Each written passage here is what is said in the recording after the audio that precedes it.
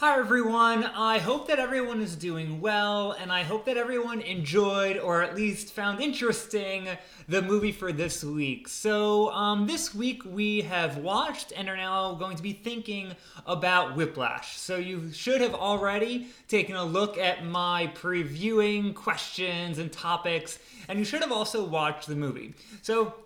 Hopefully, you enjoyed it or found it interesting. I think that this is a really remarkable movie from a few years ago, and it's really, really helpful for us thinking about just how movies and how stories in general are structured.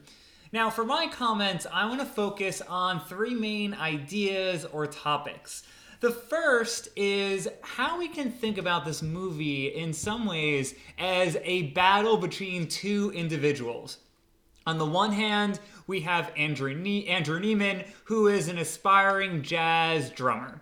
And then on the other side, we have Terrence Fletcher, this incredibly well-regarded, charismatic, and pretty vicious jazz teacher. So in many ways, we can take a look at this movie as highlighting how these two individuals and how these two personalities battle each other. All right, this is about two individuals looking at each other and trying to figure out how each of them can get the upper hand. And they are playing mind games with each other throughout much of the movie. So you can definitely think about the movie this way.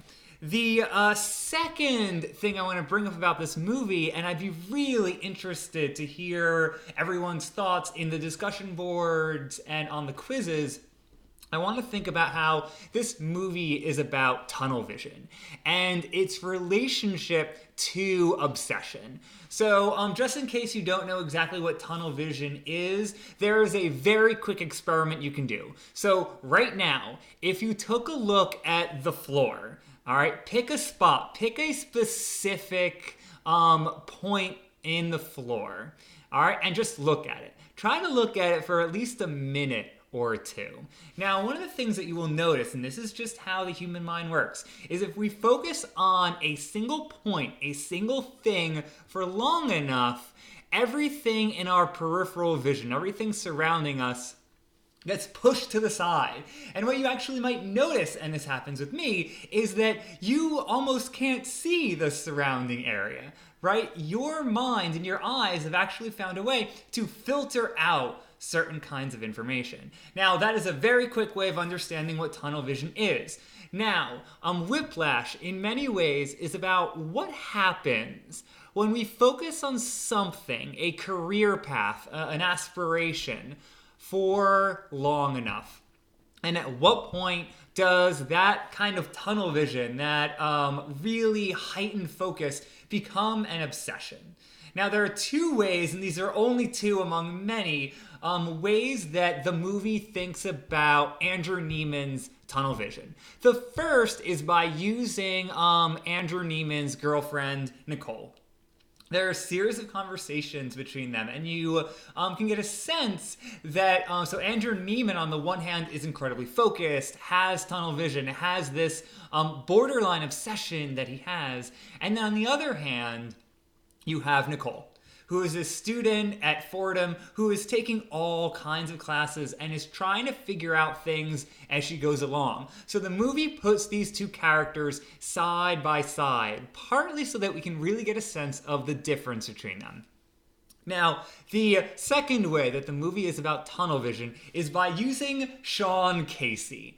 All right, you may not even remember this character's name, but in my mind, Sean Casey is incredibly, incredibly important, even though he's never in the movie. All right, so Sean Casey is first mentioned, I'll take a look at this so that I get the timing right, 54 minutes into the movie. So Terrence Fletcher, the jazz teacher, comes into the room and is incredibly emotional. This is one of the very few moments that we have of Terrence Fletcher being emotionally vulnerable. And he shares this story about Sean Casey, who is a former student of his, who died in an accident. All right, that's all we know about 54 minutes into the movie. And we get a sense of how Terrence Fletcher, even though he's vicious, even though he's over the top, how he can be emotionally vulnerable.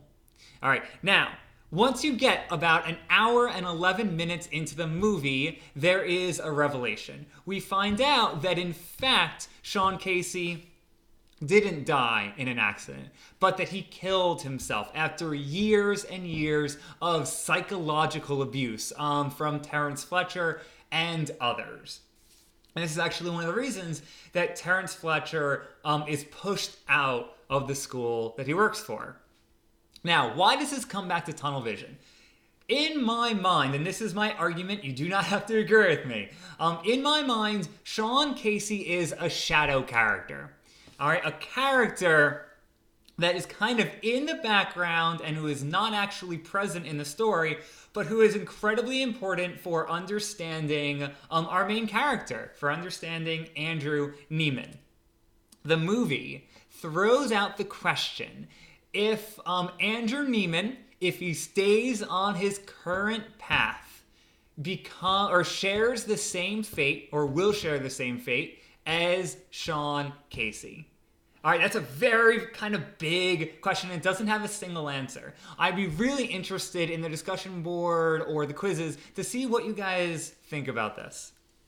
The third thing I want to talk about with this movie is the ending. We absolutely have to talk about it. So just to kind of give you a quick plot summary before driving into analysis, the movie ends with Andrew Neiman performing the drum solo in Caravan. If you look online, Caravan, the jazz song, is really, really well known for over-the-top and improvised drum solos. You can find a bunch of them online. So Andrew Neiman is performing Caravan with a band with Terrence Fletcher leading the way.